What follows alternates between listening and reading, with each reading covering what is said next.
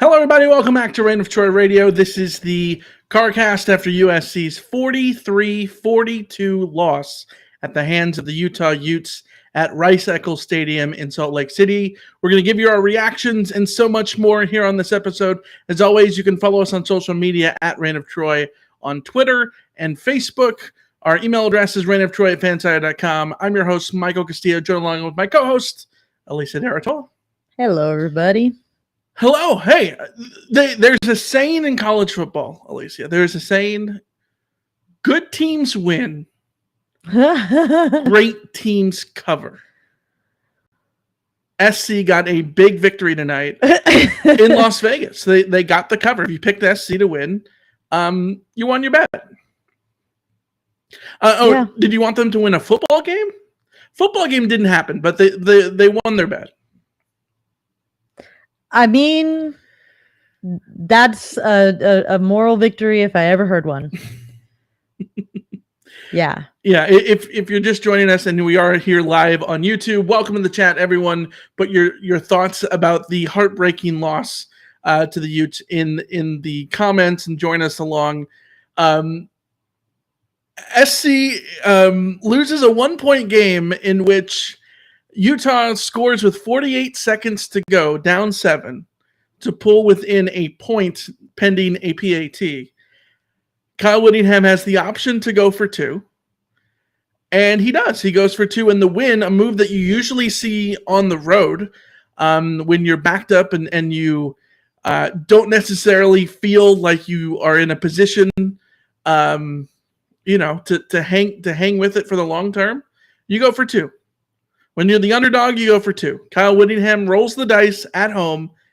They go for 2. SC cannot stop 2 straight goal line plays inside the 2-yard line. Utah gets the touchdown followed by the 2-point conversion, goes up 43-42. SC then has a desperation drive and can't put it together. It's always was going to be a low percentage chance, and it didn't come through SC's way. But it was a wild 43-42 game. For real, what are your thoughts? I'm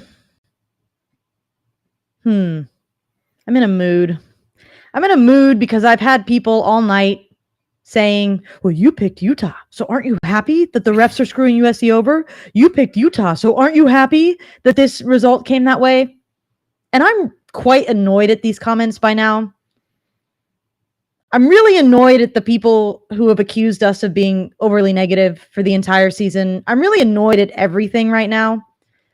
Because guess what? We told you it would be hard to win in Salt Lake City.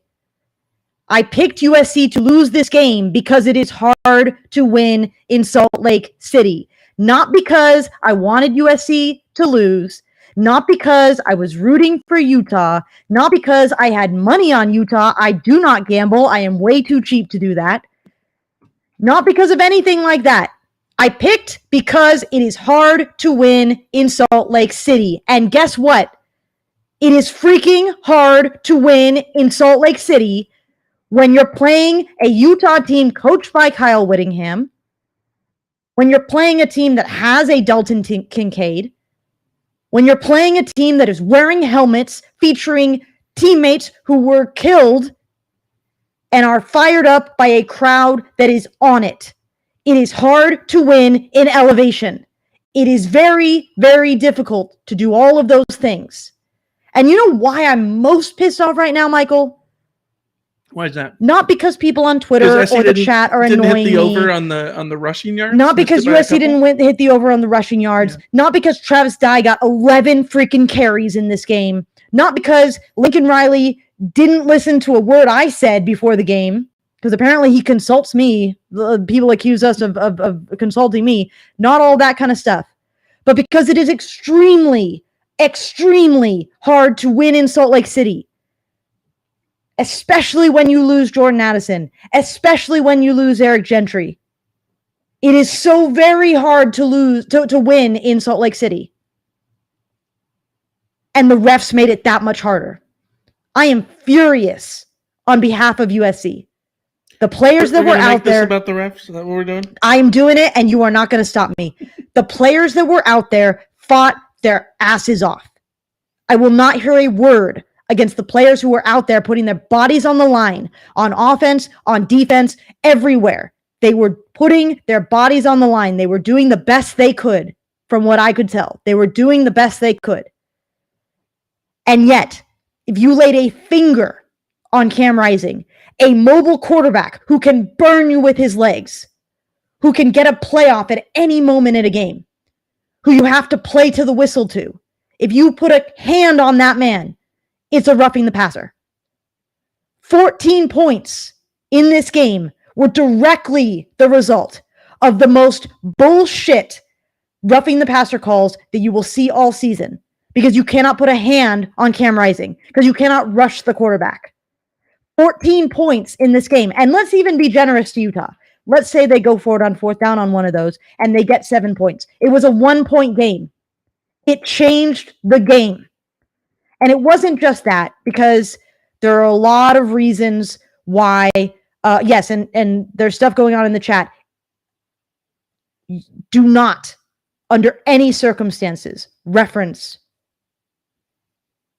Ty Jordan or Aaron Lowe in a less than respectful manner. We will not allow that in any way, shape, or form. This is football. Stop it. Yeah. But back to the thing. The Pac-12 refs don't realize it's football, apparently, because they do not accept that you sometimes need to put your hands on a quarterback because you're trying to get to that quarterback who can make a play in the last second and gets a throw off, and you put your hands on him, and suddenly they get new downs. Suddenly they get to go score points. But it's not just that. Because if it was just that, it would feel like, oh, the game was rigged or whatever. I don't think the game was rigged. I think Pac-12 refs are terrible at their jobs. And it's not just affecting USC. It's affecting the entire game. It affected Utah. USC got a chance at the end of this game because the refs screwed up the clock. Utah had situations where they lost the momentum of the crowd because the refs didn't know what the hell they were doing with the clock or the downs or the penalties or whatever. There was a penalty on every other play. It ruined the flow of the game. The refs are terrible. Terrible. They ruin the game. And it's not just about the outcome of USC winning or Utah winning or whatever it is. They are bad at their jobs. And it infuriates me to have to watch games like this every single year that are unwatchable as a result of the laundry that gets thrown at the field, of the not knowing, do we need to review a play even though there was zero instance of targeting and there was never a question of whether he dropped the ball? Like, do we need to not review the play where Caleb Williams doesn't step out of bounds when he's throwing the ball away and probably shouldn't have lost those yards? It's just the ineptness of it all that infuriates me. I should be on here talking about whether or not USC tactically managed this game right. Did they? I don't think so in every aspect. But instead, my first thought, the first thing I wanted to talk about was how these refs are bad at their jobs. They ruin games. They change outcomes of games, and it is infuriating to watch. A sport. Sports are supposed to be where you even the playing field, you have a set of rules, and you go out there and play it. And then you live with what you do. But we can't have that because reasons. Because Pac-12 refs.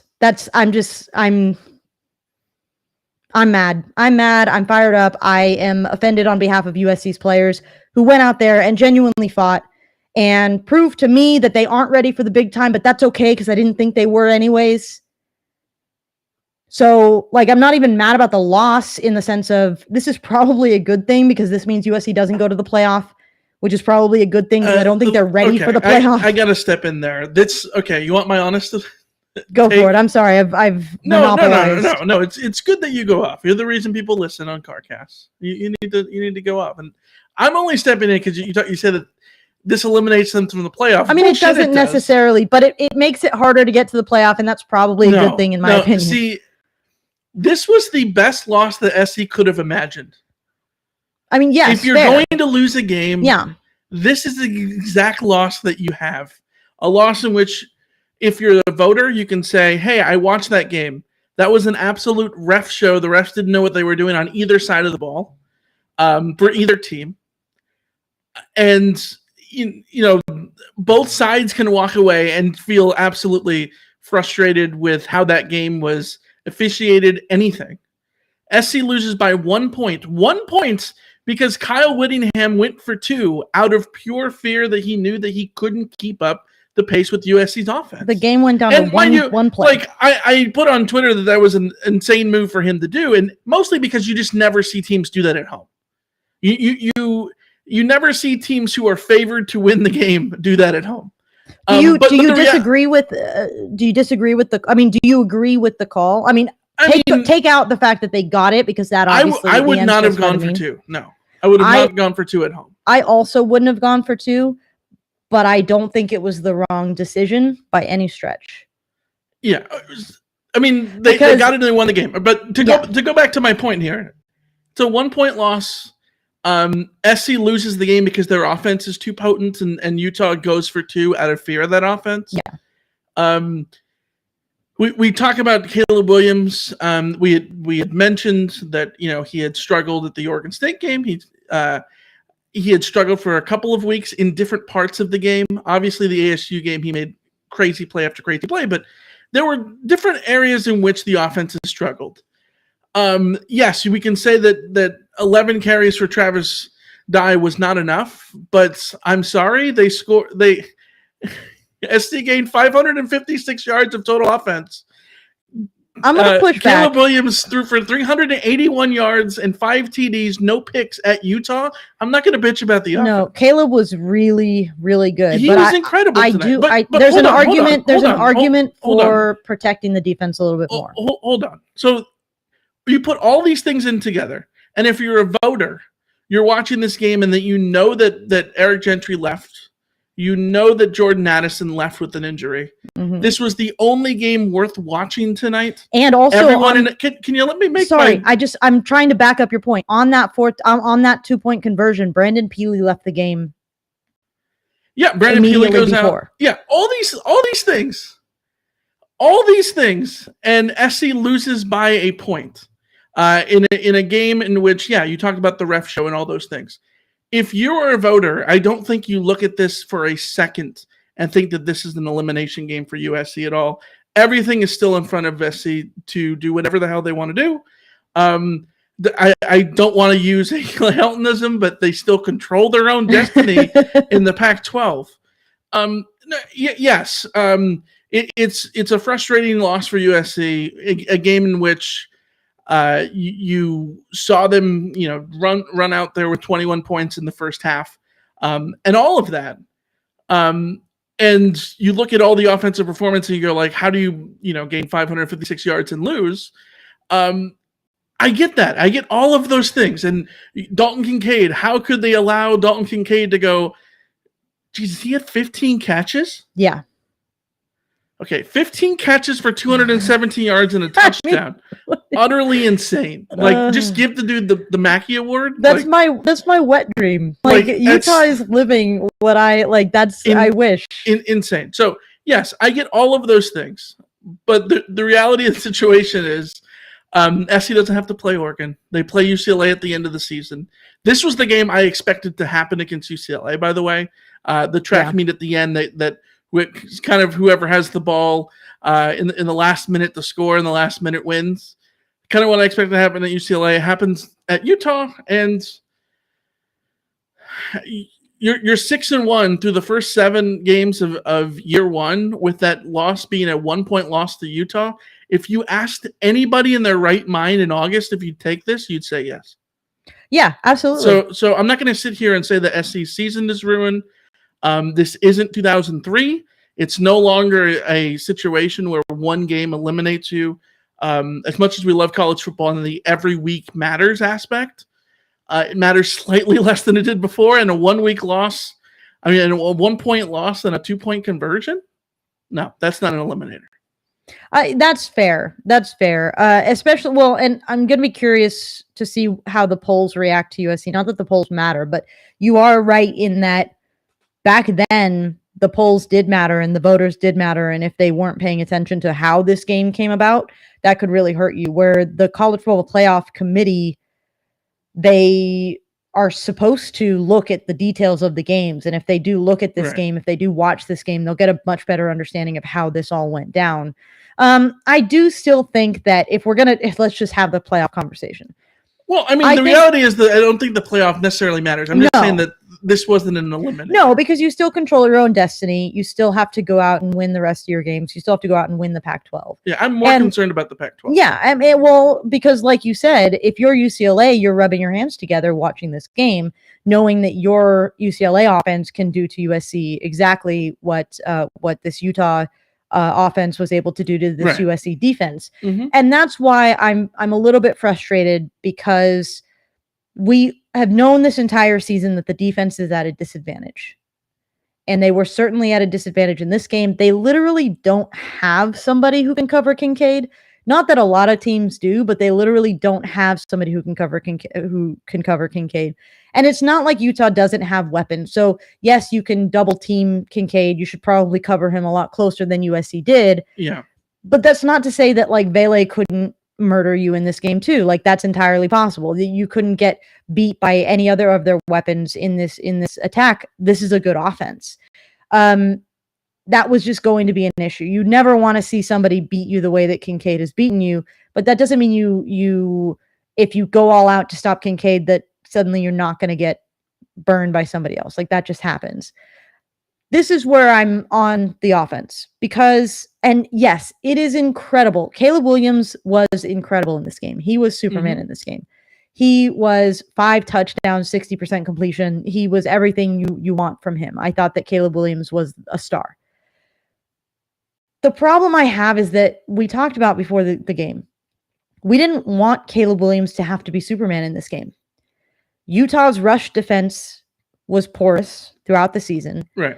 And USC had somebody like Travis Dye who they could lean on. And we knew that USC's pass protection had been a little bit struggle bussy and that USC's run blocking had not been. And so to me, the issue is that USC let this turn into a track meet instead of taking control of the game and handing the ball to Travis Dye, buying their defense some time, limiting possessions on the other side. Because at a certain point, it became very clear that they were not going to stop Kincaid. They were just not going to. So how do you deal with that? You do the old Stanford thing. You just hold on to the ball for the rest of the game. You just run the ball and run the ball and run the ball and run the ball. And genuinely, I do think USC would have been better served swapping some of those passing touchdowns, swapping some of those passing yards. And I know it doesn't work that way. But in terms of game management, if they had leaned on the run earlier, the game probably plays out different. Now, what did we talk about, though, on Wednesday in the preview? We said that one of the things SC needed to do was take what the defense gives them. The Utah defense had the cushiest zone of all time. Brock Huard talked about it literally all night, and replay after replay had those receivers wide open.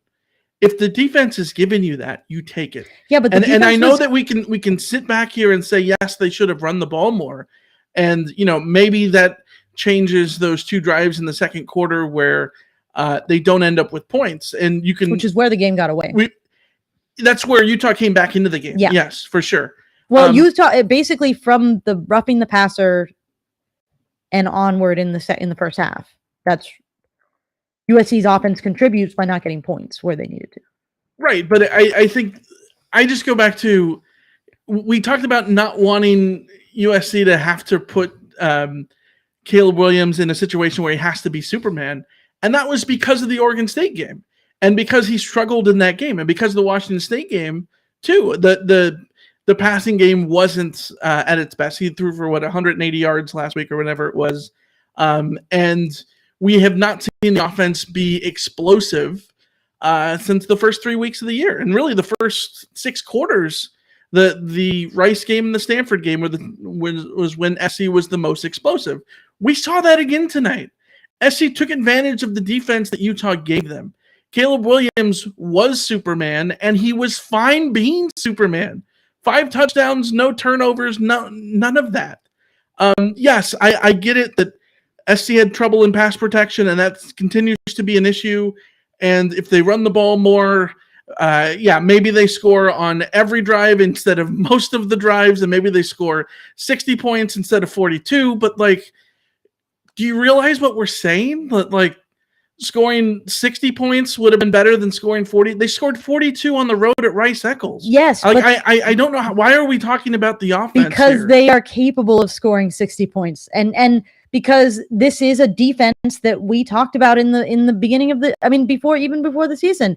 There was going to be a game where Alex Grinch's defense gave up 43 points, and what did USC's offense need to do? They needed to score 44.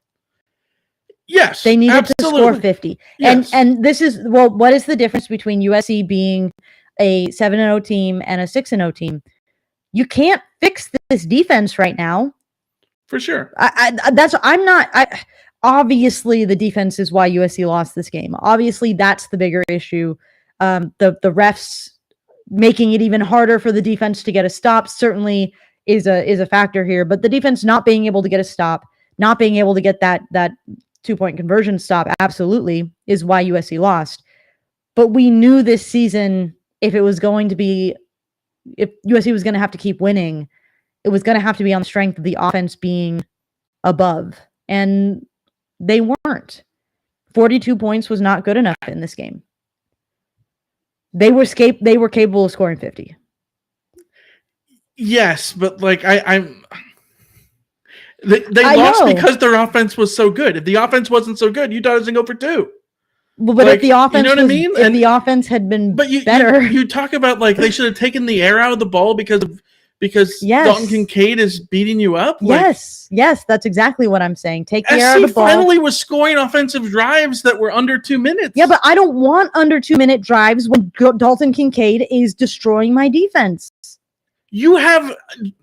Okay, he got hurt in the third quarter, but you have Jordan Addison, you have Mario Williams, you have Travis Dye. Yeah, but you have all these dudes. Travis Dye. They have one Dalton Kincaid. Yeah. If you put man-to-man in terms of offensive playmakers, SC is winning that battle. That's literally why Kyle Whittingham went for 2. But they didn't win that battle. That's my point. Because they didn't stop a 2-point conversion. No, because the offense didn't score when they needed them to score.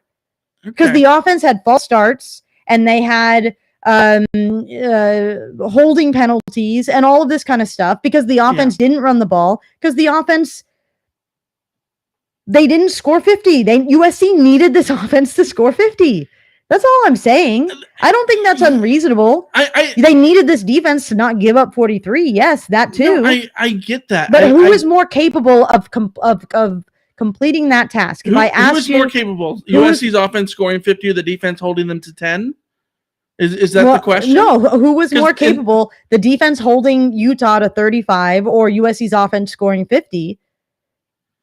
Well, I vote for the offense needed to be the ones who stepped up and made up for it, and they didn't. Forces a turnover on a bad roughing the passer call. That's 7 points that wouldn't have been there. Yes, which is why I started this entire podcast drive had those ranting about the refs. That SC gets a third down stop that's taken away from a bad roughing the passer call. Yes. Like the defense made stops. Yes. That were taken off the board. And we're bitching about 42 points not being enough. Did you not hear the first 10 minutes of this podcast where I was bitching about the refs stealing this game from USC's players and how angry that made me? Don't get it twisted. Don't get it twisted. I'm not blaming anybody for this loss except for the refs taking 14 points and giving them to Utah, and that's why Utah won. I'm fully willing to make that assessment because that's to me what this game ultimately come down to. But once those points were put on the board, once the handicap was given to Utah, who needed to then step up and make up for it because the defense was incapable of doing it. They gave up that 2-point conversion. Well, guess what you needed? You needed to score 50 points in this game. You didn't score 50 points in this game. You lost. But that's just the way the cookie crumbles. I think that USC missed the mark by not running the ball more. I know that the offense is so potent and you can't complain when Caleb Williams goes 5 touchdowns, 0 interceptions. You really can't complain. I didn't want him to have to score 5 touchdowns. No, I get that. Like I said, I think they absolutely should have run the ball more. And yeah, if they run the ball more, maybe those 2 drives in the second quarter pan out differently, and SC is able to score more in that first half and put this game out of reach. Thoroughly, I thoroughly agree. I just, I'm not gonna nitpick this offense when they just went there and put 556 yards on Utah, like on the road in a hostile environment where they're wearing helmets to honor their fallen brothers, man. Like we talked about all those things at the beginning, and this was always going to be a difficult spot. And SC absolutely answered the bell. Yes. They did those things. They made third down stops. That didn't go their way with the penalties. And yes, absolutely, SC absolutely struggled. Had no answer to defend Dalton Kincaid. It wasn't going to be Shane Lee. It wasn't going to be Mekhi Blackman at one point. It wasn't going to be anybody. Nobody could stop him, and that's a problem. And going up against UCLA later in the season is going to be terrifying, because SC's offense will need to be, if this is the same defensive performance that shows up against UCLA, then yes, the offense will need to be perfect, literally, for SC to win that game. But this is also why we talked about how this was a 9-3, 10-2 kind of season, because you were always going to have this game where you needed perfection from the offense. And is it fair to ask for perfection from an offense that put up 42 points? I think that's a perfectly fair question. It's just, that's the reality of the situation. In order to stay undefeated, you needed a perfect offense. You didn't get a perfect offense. And I'm not mad about the offense. I would have preferred to see Travis Dye carry the game instead of Caleb Williams. That's just my preference. And I think it might have made an ultimate difference in the end. But am I sure of that? I don't know. Utah could have stacked the box and Dye could have gotten hurt himself. And then, where would you be? I don't know. You're sort of, I mean, we both agree though, right? It's a tough loss. There's no shame in the loss. Right. It's a tough loss. It's what happens to teams. No team is perfect. And this team certainly is not perfect. We knew that from the get-go. But there were always going to be limitations on this team. They're not the finished article. The defense is not the finished article. And which is why for me, I have a hard time saying that 556 yards of offense isn't good enough, that it needs to be even perfecter. And I know what you mean by being perfect, or by scoring literally on every drive. 500 yards of offense is not points. Like, no, I get that, but like they were what, 2 punts in this game. SC punted twice and had a 4th down missed opportunity. So 3 drives they didn't get points on. Utah didn't get points on 4 drives. So SC scored on more drives. Here's again where I will push back. We talked this week about how the timing that the defense managed to get stops in some of these games had been really, really critical. It was all about the timing. Mm-hmm. And SC does get the big turnover there. USC gets the turnover, and then they don't get the points afterwards. To me, that was timing that was all wrong. For sure. If SC responds to that touchdown, to that fumble with a touchdown, they can kill off the game. Yeah. On the flip side of it, it is fascinating to think that if that doesn't happen and Utah ties it up a little bit earlier, what does that do for the rest of the timing of everything? But obviously that's extreme. How the game plays out. Yeah, that's extreme weird hindsightness. But we got a bunch of questions in the chat. So if you're joining us in the chat here on YouTube, be sure to type in your stuff, and you can put question at the beginning. It helps us tag everything to talk about. Thomas C says, what does accountability look like for referees in college football? How are they evaluated, and what are the ramifications? I don't know that we have a serious answer for that. I have a serious answer.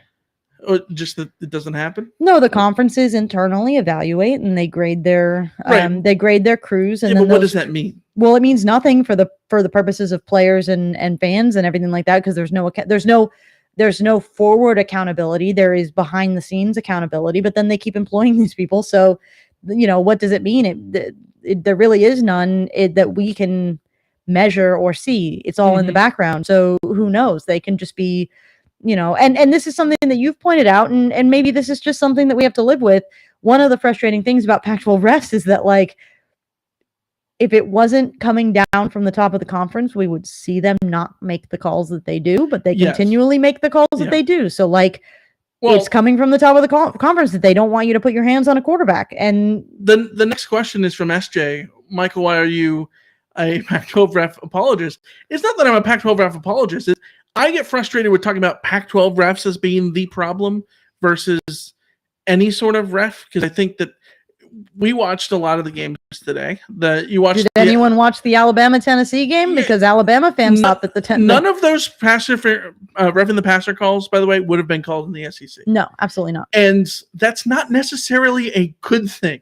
Well, they're not calling anything. They in missed the SEC. A blatant targeting. Right. Calling nothing I get that calling everything is very frustrating. I think that it's wrong that the Pac-12 does that.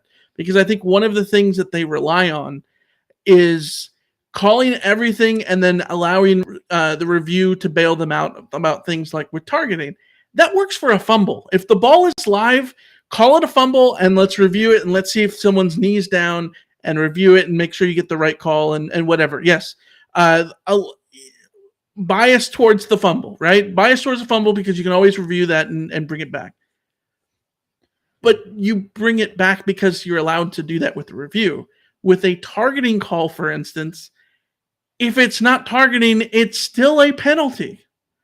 So, like, I understand, and like the one that was on Stanley T, I get it. Like, and watching that live, that looked like targeting, that looked like a scary hit that he led with the helmet and all that stuff. I get it. But you review it and it's not, but the penalty's still there. And those are the rules. Right. Yeah. But my issue more so is with things like roughing the passer, where it's the Pac-12's interpretation of everything is just so much more literal than any other conference. And you see this with penalties up and down the field on both sides of the ball for everybody in the conference, and every team in the conference is way down in the rankings of the penalties because you put a finger on a quarterback and it's called. And like Brock, you were talked about tonight, like that was never called until the last 5-10 years, right? Mm-hmm. Our interpretations of what roughing the passer has changed. And mind you, the NFL has this issue. There was that Grady Jarrett, roughing the passer on Tom Brady. But like that was called because they thought that they threw him to the turf, right? And I can understand an issue of they're like, well, we want to eliminate quarterbacks being thrown to the turf. Like if there's a specific thing about this is the thing that people want to eliminate, but those things that's not how the Pac-12 refs are calling pass interference. I mean, roughing the passer. The roughing the passer calls are as soon as the ball's relieved, he's defenseless, and at that point, you have to defy gravity not to hit him. Yes. And like that's not realistic. No. I think that in a lot of these, the first one, right? The first one that took away the interception, I think that was the one where I'm watching it, I'm like, yes, I can understand theoretically. You could say that yes, he could have changed his body to not hit him as hard as he did, but he was still probably going to touch him at some point. So if the rule is that you just are going to touch him anyways, then like I don't know how do you do roughing the passer then? Like period. Yeah. That even if you get close, at that point, if you're a quarterback, should you just throw it all the time? And then if anyone gets close to you, so that way you can get the penalty. Like yes, I don't know, and I do not like talking about penalties because they tend to, and not because I'm an apologist of the refs, but because usually penalties work out both ways. Like we talk about this, but like last week there was Washington State fans like up in arms about the late hit that was on Solomon Byrd, right? And how that went SC's way with the targeting call and all these, like these things balance out from game to game. And so like that's where I'm apprehensive of talking about the refs. Tonight, though, a completely different situation because it was a smorgasbord of things that were wrong. There were crazy roughing the passing penalties. There was the timing stuff in the first half and the second half, like incompetent management of the game. Everything was completely off. And to go back to Thomas's question about like, what is the scrutiny there? And I don't know what it is, because anytime you get any sort of thing from the Pac-12, it's going to be, buzzwords and whatnot, because I don't know that they can share those details either. It's not like baseball where they're like, well, they've got Quest Tech and they've got StatCast and they've got this and they've got all these different things that can measure what these measurables are. It's very difficult for like roughing the passer and all that stuff, and that I mean, would it be worth it for the Pac-12 to? I mean, and I don't know, maybe they do, to share that information on each crew with the coaching staff so that USC can spend the week warning their defensive players, like, these guys call roughing the passer very liberally, so go for it. Like, know what you're getting into, or these guys are very quick to call pass interference if you get handsy, so be aware of that, or whatever, because I don't know. That's just I don't know. The refs suck. Refs in every sport and every league suck. That's just it. Well, sucks. Yes, and every fan is going to think that their team is wrong more than anyone. I mean, there's comments in the chat. Marcelo saying that these things don't balance out because it didn't balance out tonight. Yeah, maybe it doesn't balance out tonight. Sure, yes, I get it. I'm talking about less so about the micro and the macro here, and usually these things tend to do balance out on the macro. James says, Michael, historically these things don't equal out when it comes to USC. Tonight's not the night for me to make this my hill. I mean, USC has gotten. What is the historical evidence? There's no point in even arguing about whether or not things balance out, because there's too many balances to deal with to even like work that out. It just recognize that they suck for everybody, and everyone's going to get screwed at some point. And that doesn't justify getting screwed in this game, because it sucks and it's going to impact the season for both these teams and the conference. And the Pac-12 is going to assign these refs to a game next week, and they're probably going to keep making the same kind of calls because they suck. I don't know. Now, talking about penalties, on that last drive, there was a PI call on Mekhi Blackman. Not good. On a drive where you feel like everything is going against you. Plenty of those. I understand the feeling like you've got to just, you got to make the most of every opportunity, but committing your own personal foul pass interference that is very clearly a pass interference, like, that's not helping anything either. Mekhi Blackman made great plays earlier on in the game. So again, these things sort of balance out from a corner who's going to have great plays and bad plays at the same time. Eric says, can we get a rant of how the fans need to maintain perspective, optimism, and a positive outlook on this team? Yes. There are people in the chat saying that the USC should fire Riley and Grinch and all this kind of stuff. Guys, it's year one. USC is 6-1. It's year one. They have improved in literally every measure from last year and the previous regime. This team is a team that battles to the end. Last year's team would have not even been in this game. And I know this isn't last year's team. They've added transfers and all that kind of stuff. But like, this team is also a team that has Eric Gentry on one leg, literally on one leg, hopping out to the middle of the field to try and pump up his players. You think that having him on this team for future seasons won't make a difference? It will. What we're seeing this year from Caleb Williams, the way he's fighting, from Mario Williams, the way that he made some catches in this game. I mean, 4 catches, 145 yards from Mario Williams. He was a beast in this game.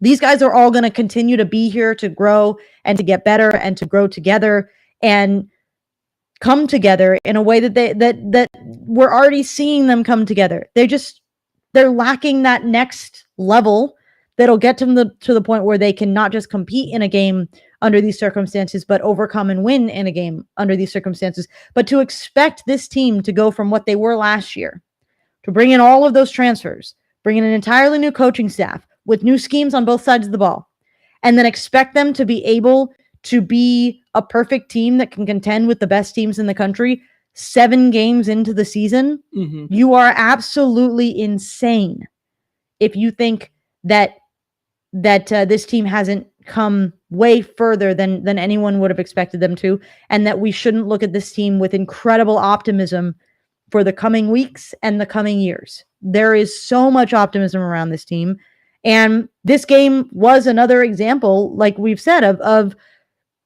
fight, of heart, of want to, of trying. And yeah, I mean, the defense got burned on many, many occasions, but they also fought and they tried and they got, I mean, how cool was it to see Tuasivi Nomura make that stop at the goal line? Yeah. To force those final two plays. The final 2 plays in the first place. Like, there are so many things that you can follow. Josh Follow emerging, Michael Jackson getting his moment. Yeah. Like, there is a lot of things to cling to be positive and excited for the rest of the season. You can't win every game. You certainly won't win every game in Salt Lake City. And you're going to have to fight through and learn and grow from these experiences. So if you can't be happy with a 6-1 start, I don't know what to tell you. Like, I think you're going to be miserable for your entire life. So I keep thinking, like, SC won the Oregon State game. Probably shouldn't have. They lost this one. They probably should have. All told, they're 6-1. Like, yeah, that sounds about right. Like, you know what I mean? Yeah. Like, I know that, you know, it's frustrating. You want to win anything that's possible. I thoroughly get. Yes, I'm disappointed. Yes, but this felt winnable. The grand macro 30,000 foot view of this, like, I don't. Alex Grinch, people had, you know, cast him to the side after the Stanford game, and after the Fresno State game. And then the last 3 games, everyone raved about the defense. And all we did was talk about how good the defense was and forcing turnovers and negative plays and all those things. And then this game happens. Alabama gave up 50-something points today, right? Like, this is college football. This is what happens. And if I had to guess, I think that Alex Grinch's defense is probably going to bounce back with another 3 weeks of really good play against, you know, lesser opponents. And then they're going to play UCLA again, and then they're probably going to give up a bunch of points again, because it's what college football is. And especially for a team that isn't infallible and isn't perfect in year 1 of a regime change. But the fact that we can even suggest that they had the possibility of being perfect is a huge testament to Lincoln Riley and a huge testament to the situation that USC is in. So, yes, I think that we can absolutely should be critical of everything all the time, because that's the standard that you need to set. And when people talk about how SC should win 11 games this year or whatever, or 12 games, well, then let's talk about them like as if they should and put the standard there, so that way, you know, you can actually judge people accordingly. But at the same time, I don't think that losing a 1-point game to Utah means you fire the coach. Like, you know, like the point game to Salt Lake City. Yeah. So we got a few questions about the last drive, and I thought this was interesting. So Right in Lead says, why did Riley not use his timeouts in the last drive, and why did he slow the game down on the last USC scoring drive? Weird clock management. And then Jeff H says, this should have been a W, call timeouts. What was your thought about Lincoln Riley calling a timeout after 3rd down but not 2nd and goal? I didn't mind it.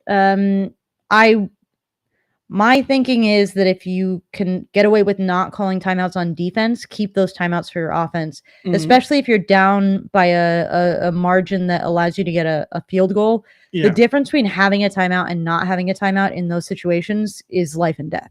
So I agree with the preservation of those timeouts for the offense.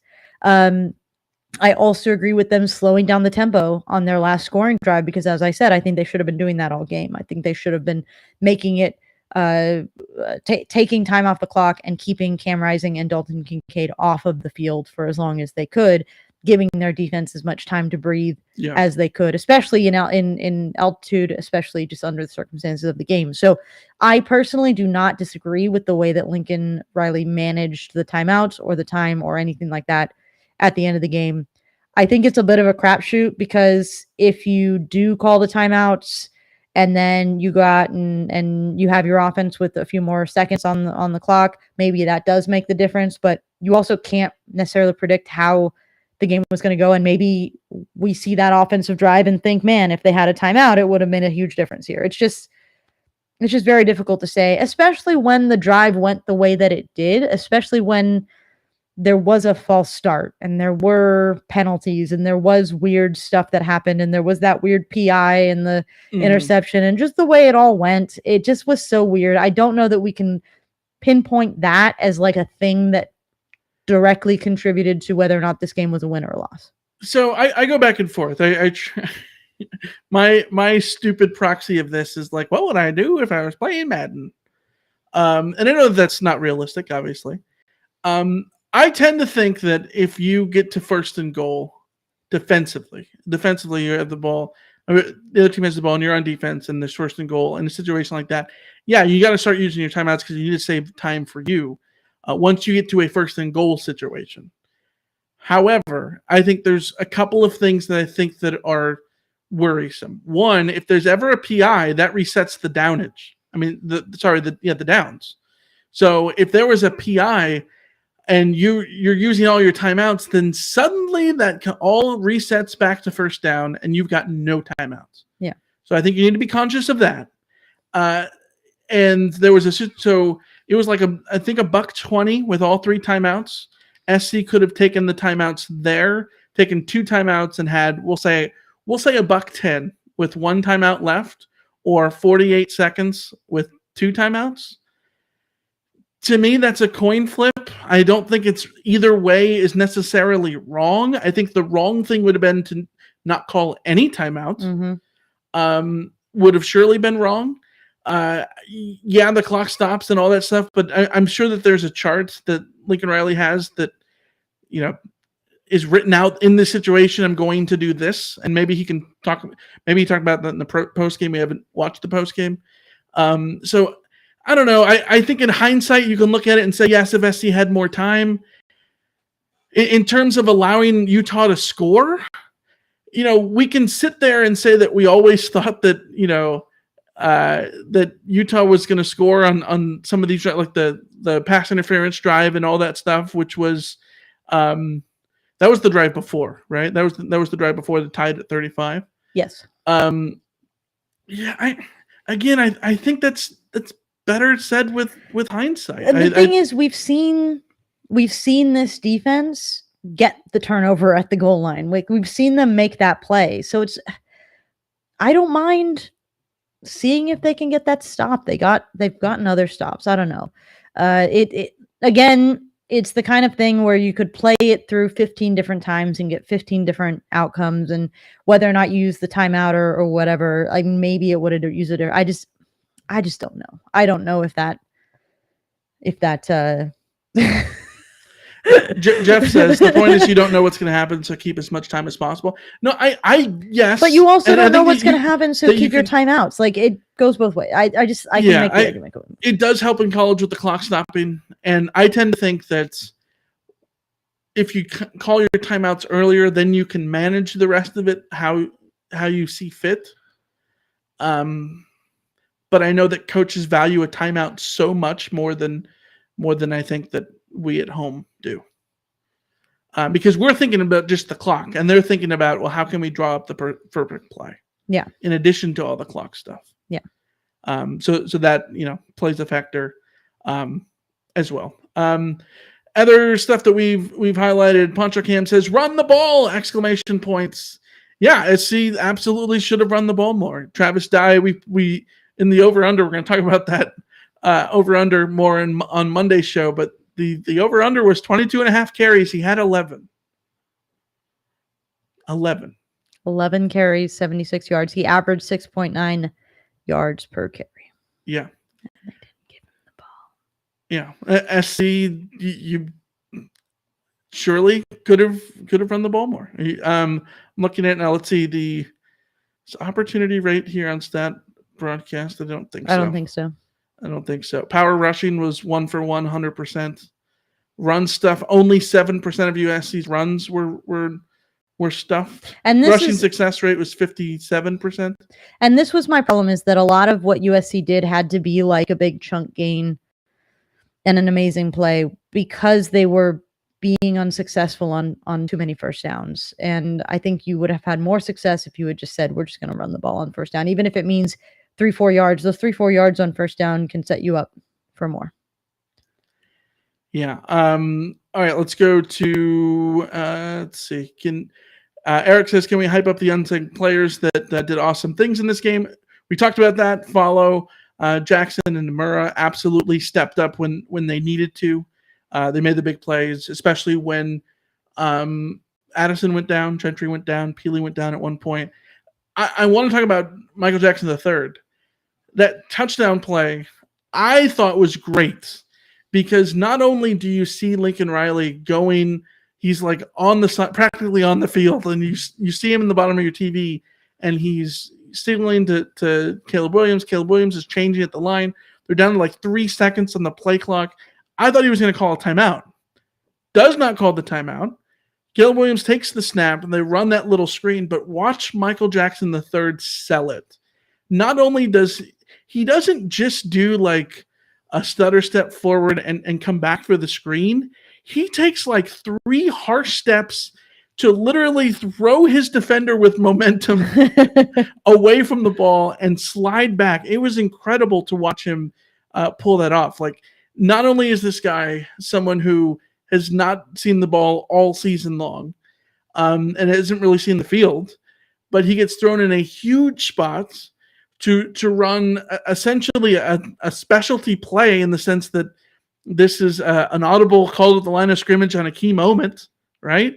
And it's going to him, and he does his job exactly the way you want to, and not only makes his man miss, but scores. That's exactly what you wanted from him. And when you're in the game, it's more than what you would have asked for, right? When you're in the game late, not because of garbage time, but because you're just down that many bodies and you get your opportunity, all you can ask of a player like Michael Jackson is to be there for their moment.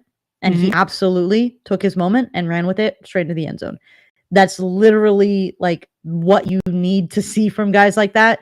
Because now the next time USC is in a bind, the next time USC needs to play, they're going to know, MJ3, he can get the job done for us. Caleb Williams will know, I can send the ball his way. He's going to get the job done for us. Like, that's incredibly important for a team too, to know that they're the guys that are buried on the depth chart can make that impact.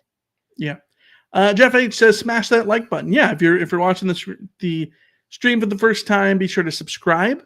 And we'll be back here on Monday talking about all the fallout from USC's loss to Utah on Monday, along with this offseason. I mean, this week is a bye week, so we're going to look back at the first 7 games of the season. It's really the halfway point for the Trojans this year. We're going to look back and kind of make some midway observations and all that. So if you subscribe, you can join us on Monday and Wednesday for our next live streams. And if you just like the video, that helps helps us grow the channel and all of that as well.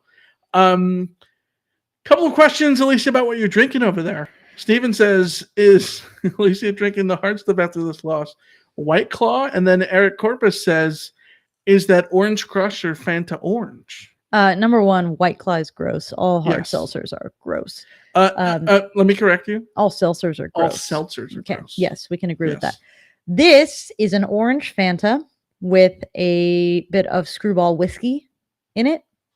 I was told that Screwball whiskey with an orange soda tastes a little bit like those orange chocolate sort of chocolate bar things that are like an orange that you get at Christmas. And so I'm trying it. It's very good. Have you ever had I think it's a Tootsie Roll shot? I think I have. No, I've had a Snickers shot. A Tootsie Roll shot you make with orange juice. Oh, it's kind of the same thing.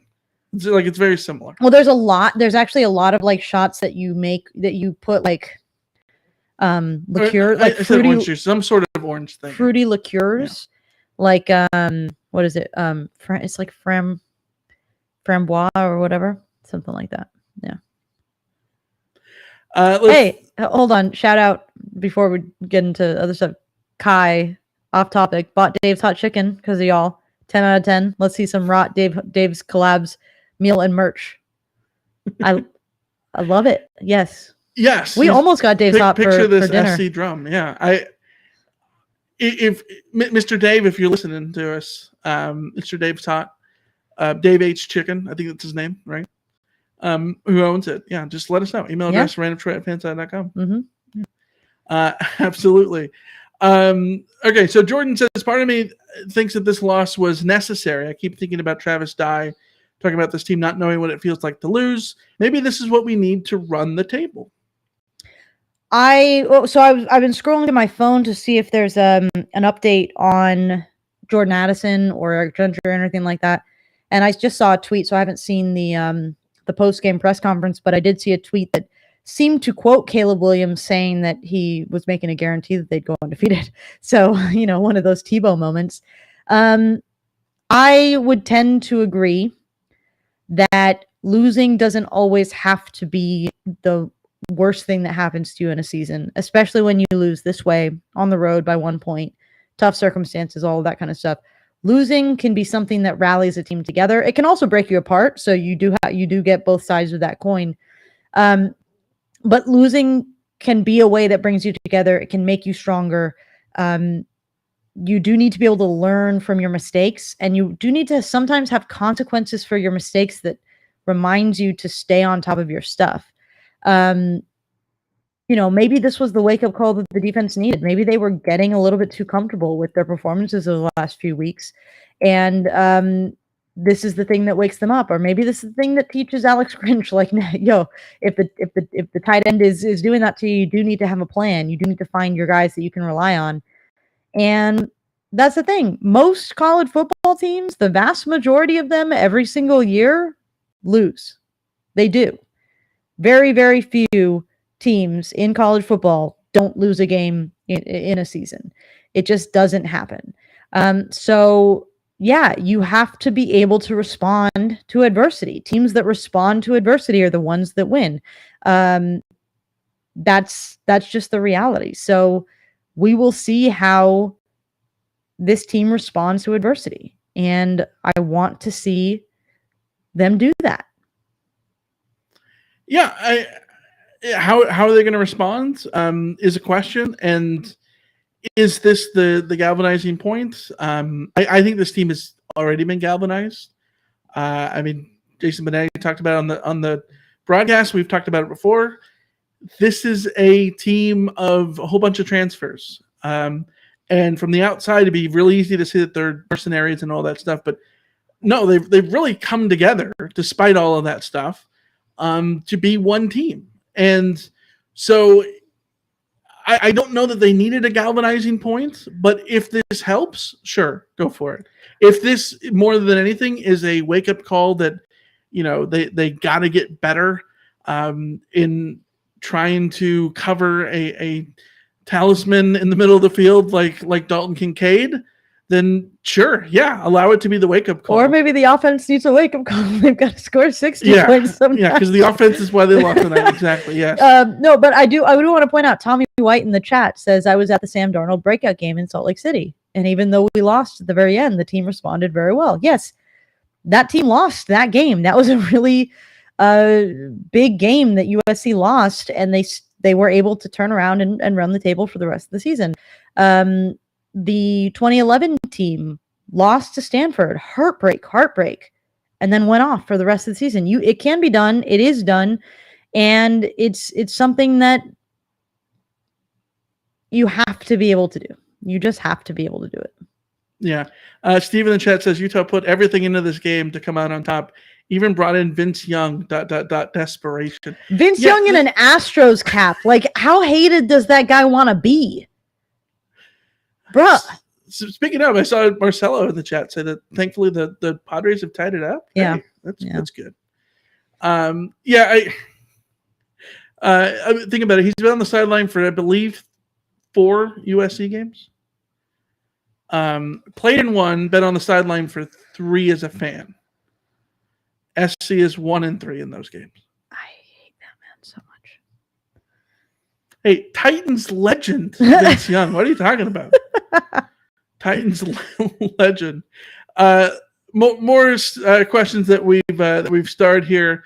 The down point always says if you take 2 roughing the passer calls and stack them on top of each other, is that just one terrible call? It's 2 calls. It's 2 terrible calls. Yes. Well, okay. What if you take a roughing the passer with targeting? Is that 2 calls? That's 2 calls. Yes, because targeting results in an ejection. Yeah. Let's see. Eric says, "What does this team focus on during the bye week?" I think right now, more than anything, I know that this is not the fun answer. It's health. Yeah. I think you got to get Jordan Addison healthy. You got to get Eric Gentry healthy, especially because Raylan Goforth made a couple of big plays tonight. But the weakness, I think we can all agree, of USC's defense is that linebacker. Mm-hmm. And Eric Gentry is a guy who can make a lot of plays, but he can't do it all by himself. Shane Lee has been an absolute not good enough. What do you call it? A liability in pass coverage. And you need all the bodies you can. You need all the healthy bodies you can. So you got to get Gentry back. Eric Gentry is the only difference maker that USC has at linebacker right now. Yeah. And I personally would love to see Tuasiva Nomura continue to come in here and earn snaps and become a difference maker for USC as well. But right now, Eric Gentry is the only difference maker in that linebacker core. And that's a problem if he's not healthy. Yeah. Keely Gamer 13 says, "Hey, did Tuipulotu get injured? I was at the north end. I thought I saw him go down, but not sure if he came back in." There was a moment where he was slow to get up, but I think he did stay in for the rest of the game. Yeah, he went down and then did come back into the game, but maybe he was feeling it. Maybe he was feeling the after effects of it because he didn't look particularly effective. That's one of my complaints in this game, and credit to Cam Rising. He is hard to get to. He does get the ball out when he needs to. But no sacks in this game. 1 tackle for loss in this game. You needed to be more disruptive to stop this offense. One of the ways that you stop Dalton Kincaid is by being disruptive in the backfield so that Cam Rising finds it more difficult to find Dalton Kincaid. Mm-hmm. So that's one of the things that USC's defense has thrived on, is creating pressure and forcing mistakes out of quarterbacks. And they really weren't able to get that done in this game. Yeah. It's one of the areas where SC absolutely has to improve. Cam Lifestyle says, "Do you think we took too long to put a man right on the head of Kincaid, especially when he was in a tight formation?" I think so. Yeah. I think it was a noticeable difference once they just decided to blanket him and live with the consequences. And maybe it doesn't change the outcome, but the defense looked better once they did that, once they made that adjustment, or at least once I noticed that they made that adjustment. Gen Z says, what happens there, bud? Our second best tight end got 250 yards on you. This is from a Ute fan.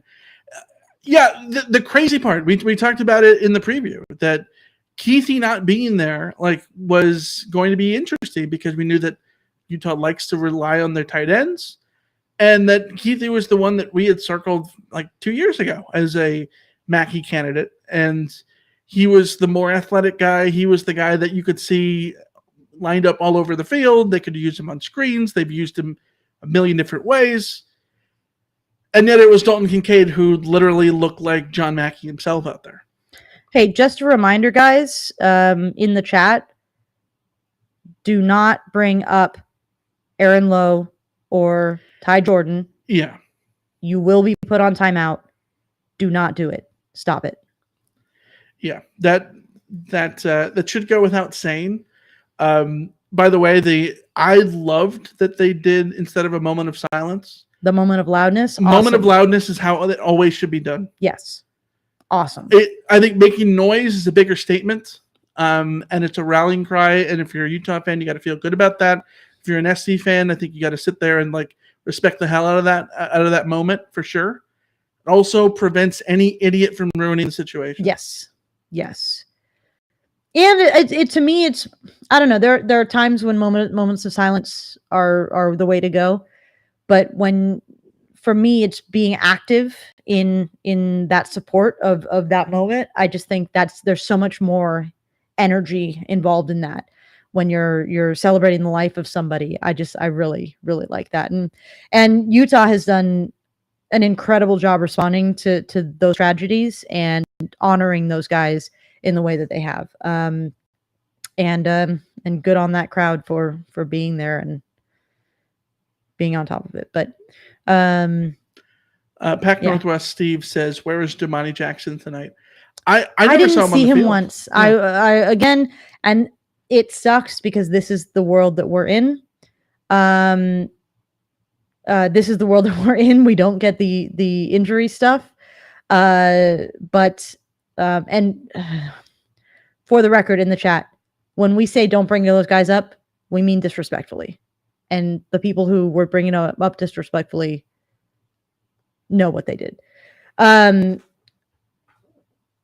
Jackson, he could be injured for all we know. We don't know. He could have not practiced well this week. We don't know. It's difficult to say because we don't get the insight on the injury stuff as much as we used to under this staff.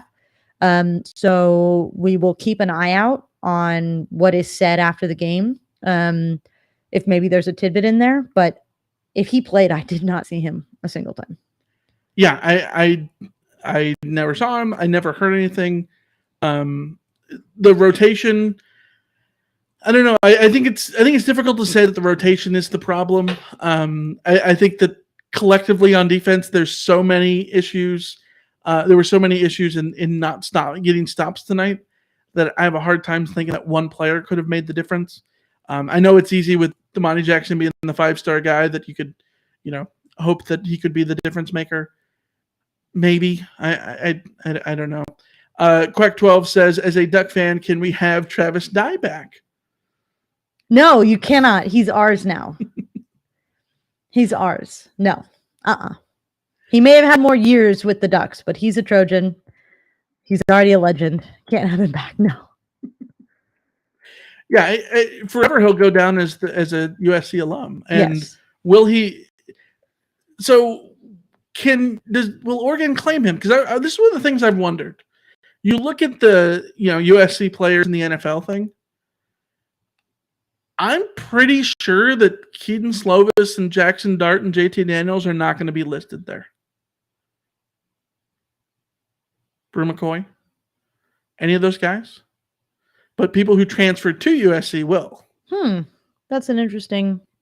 Which is kind of weird because I don't think SC has ever claimed Malik Jackson, right? I don't think so. Yeah, we'd have to check the media guide. I'm pretty sure he's not listed in there. Yeah, interesting. Yeah, so I don't know. JY says, who do we need to lose between Oregon, UCLA, and Utah and Oregon? Do you need UCLA to beat Oregon? And then, no, you know what you need? You need Oregon to win both. And then SC beats UCLA. And then it's SC and Oregon, right? So assuming everyone wins the chalk games? Utah has one Pac-12 loss.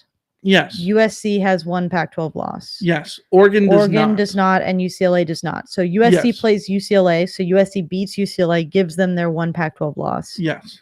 And then if Oregon plays UCLA, UCLA beats Oregon, so they have one. They have one Pac-12 loss, and then it comes down to who's the highest ranked. Sorry, no, sorry, I screwed that up.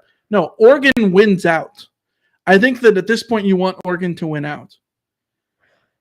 Because if Oregon wins out and goes 9-0, they will have beaten UCLA and will have beaten Utah.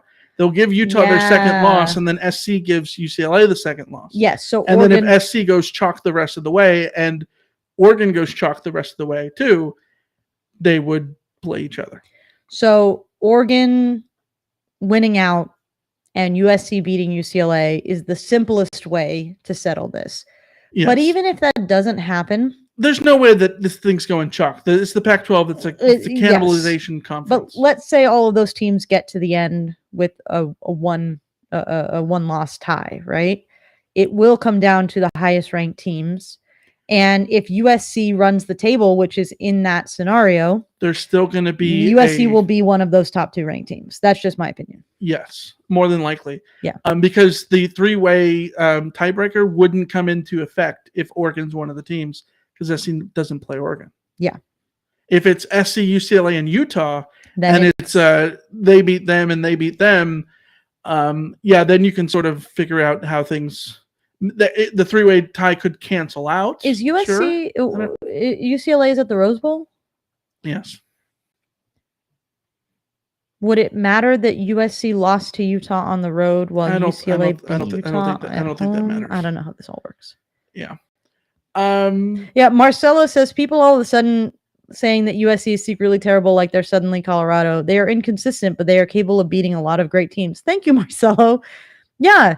This Utah team isn't a great team, but they're a good team, especially when they're at home. As we discussed, this offense is a top 10 offense, and this defense, while not as good as they usually are, still formidable, especially when they're at home. Utah is a good team. There's literally no shame to losing to them at Rice-Eccles. There just is not. There's a comment in the chat that the Oregon game for Utah is at Autzen. And I think that makes it probably more difficult for Utah, surely. Well, yeah, Utah. But on top of this, like, I don't want to just come off as like this isn't a Pac-12 homer take, but it's like, isn't it kind of nice that I think there's 4 teams in the Pac-12 who legitimately could win the conference right now?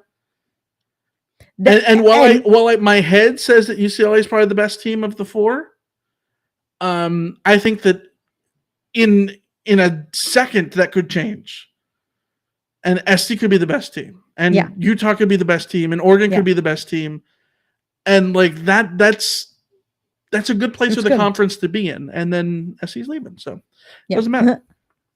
Ari Lopez says, bottom line is USC has no defense at all. That's just flat out not true. Well, USC has a flawed defense that can get caught in a situation like this, but this defense has also come to play in many other games this season. They need things to go a certain way, and that means they need to be able to generate pressure. They need to be able to generate sacks. They need to be able to generate turnovers. They weren't able to create chaos in this game, and they were vulnerable as a result. That doesn't mean there is no defense here.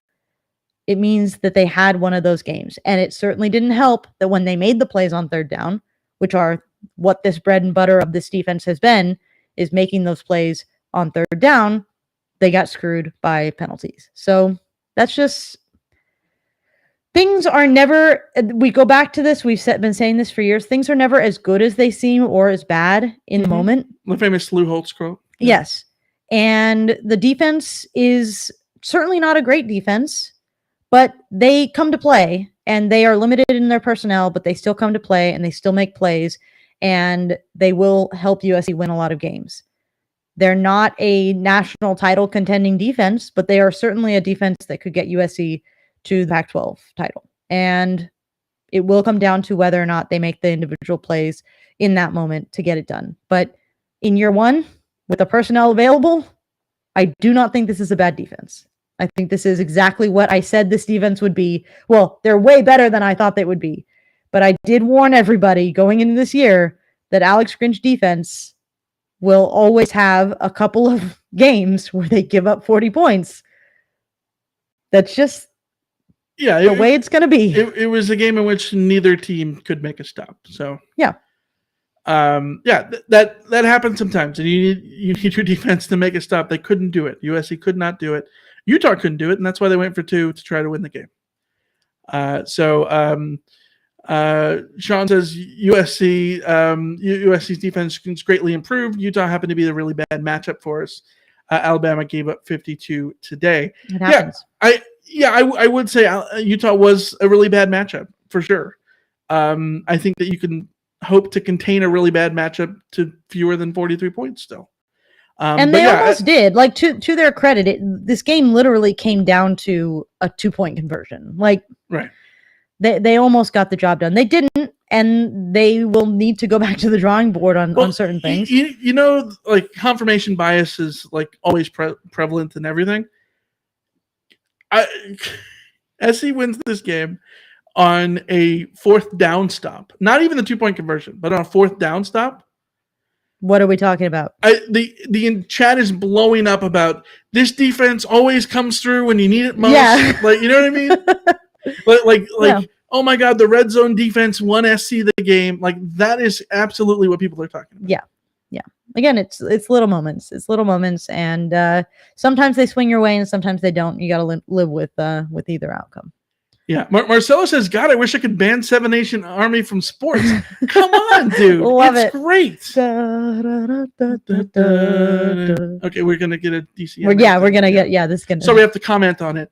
So it's got a great beat. Seven Nation Army is a song that really, gets me hyped for sports. Yes. There we go. Yes.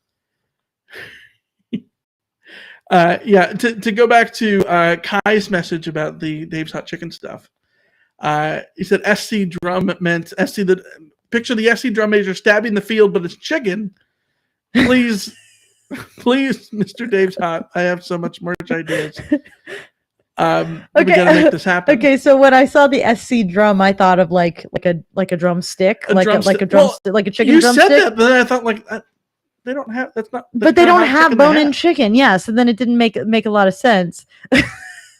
And then and now that you've added that detail, I'm even more on board. Let's do it. Like, yeah, we can make this work. Put a little logo up in the corner there. Dave's Hot Chicken, all that kind of stuff. It's good. Yeah, for sure. Kyle Ray says, where was Alex Grinch's second half adjustments for Kincaid? Yeah, that was a problem. Yeah. He didn't have the answer. One of the things was that I think there was an adjustment at some point in the fourth quarter or later on when they started to put like Mekhi Blackman on him. But like I put on Twitter, like one of the problems was that they were going to Volley was going to be a problem, right? And if they doubled Kincaid, is that going to open him up? And if they double him, is that going to open somebody else up? And there was a play on that last drive where they double Kincaid and sort of get the one that gets the holding penalty. That, you end up trying to take away Kincaid by changing the coverage up on him, but not only do you draw a penalty that way, but you leave a guy open underneath, wide open. So this is the benefit of having a really damn good player. And USC, with all their great wide receivers over the past 2 decades, have seen it work in SC's favor. Well, right? and isn't that... I think in the Notre Dame game a couple of years ago, the Slovis game, remember that game? They completely took away Michael Pittman. I don't think Michael Pittman had like anything like 2 or 3 catches, but it was Amon-Ra and Tyler Vaughns that were wide open all game long. It goes back to the blanket theory. Well, and we've seen many an opposing defense literally not have an answer for Drake London, even though literally everyone in the stadium knows the ball is going his way, and he's still going to catch it, and he's still going to burn you, and he's still going to be a menace. And what can you do if you don't have the personnel to deal with that player? Sometimes there is no really good answer to deal with the player. So I'm not saying that that's the case. I think that I would have liked to see Grinch adjust earlier to what Kincaid was doing. Right. But I'm also not stupid, and I'm not naive. Who was going to be on Kincaid that was going to reliably stop him?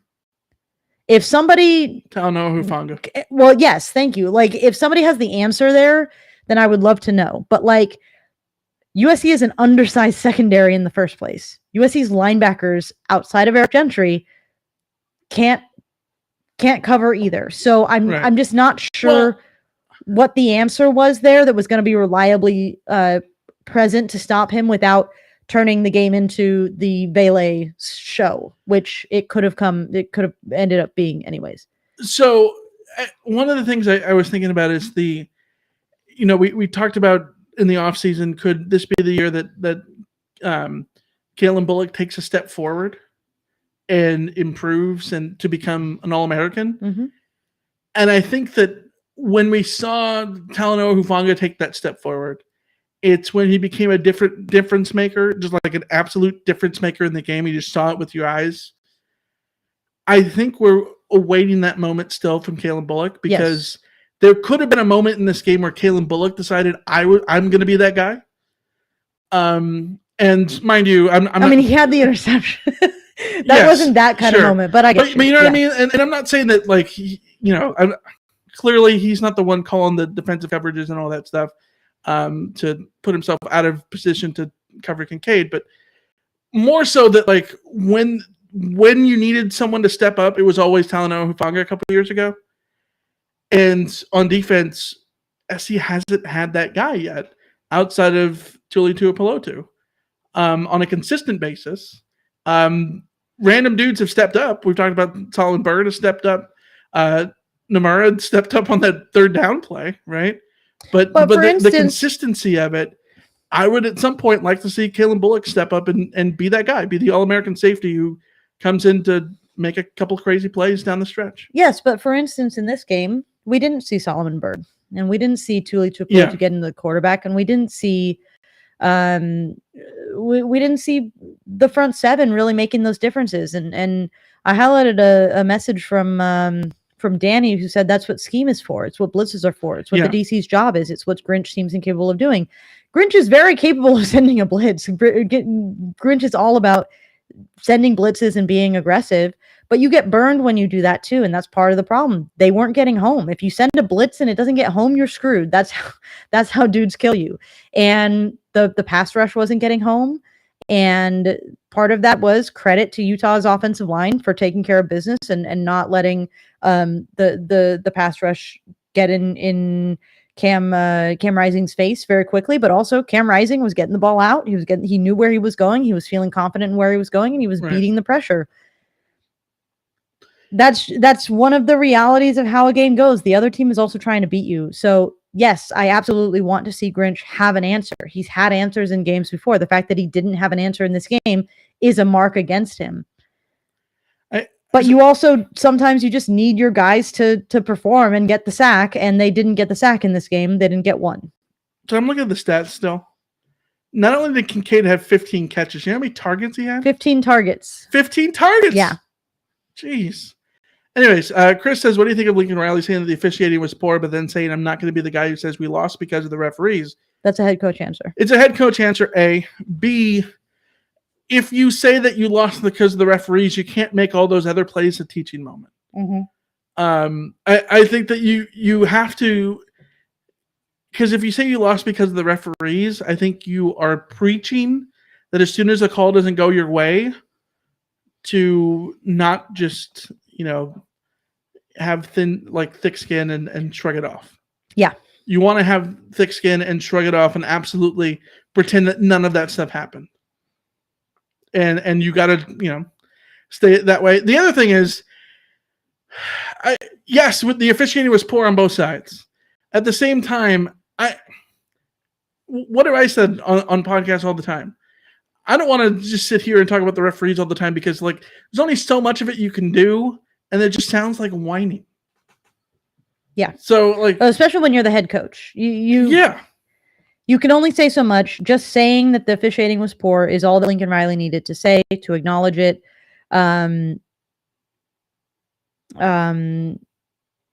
You have to be able to turn the eye back on your team and what your team could control and what your team could do better. And your team can't control the reffing, so you never want to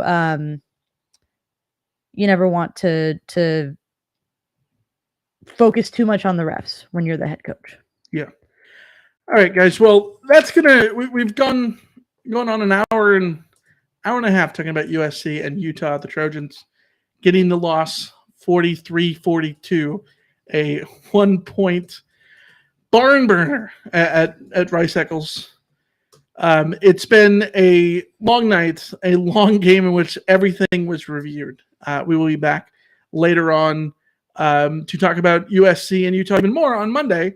And then we'll be back on a Wednesday further to talk about USC as a whole in the first 7 games of the season. As always, you can leave a review on Apple Podcasts. Be sure to subscribe to us here on YouTube. Like the stream as well. It helps grow the show. We got a message from Bless and Breaks. It says, big props to Alicia and Michael for these Carcasts. Thank you guys. Thank you guys for joining us here along live. It's been a blast. And even on a night where USC loses by a point in a heartbreaker, a controversial heartbreaker, I think you could throw that in there as well, but a heartbreaker nonetheless. Lisa, final word? The final word is breathe. Take a deep breath. Take a deep breath. Go to sleep. Wake up in the morning. Have your coffee. Recognize the day. And look forward to the next USC football game. On the bright side, just looking at my phone here, bottom 8. Are you gonna make Padres the night 5, worse? Dodgers 3. It's beautiful. You love to see bad it. enough night for a lot of fans in Los Angeles, and you are just here to pile on. Hey, I was told by Dodger fans that the length of the season didn't matter. It was about the tournament at the end. So I'm just talking about the tournament at the end, guys. That's all I'm talking about. Just, the length of the season does not matter. It's all about the tournament in the end. So there we are. And the length of the season for USC certainly matters thus far. 6-1 to the Trojans, and they still control their destiny in the Pac-12. But we'll end it there. Until then, we will see ya. See ya. See ya.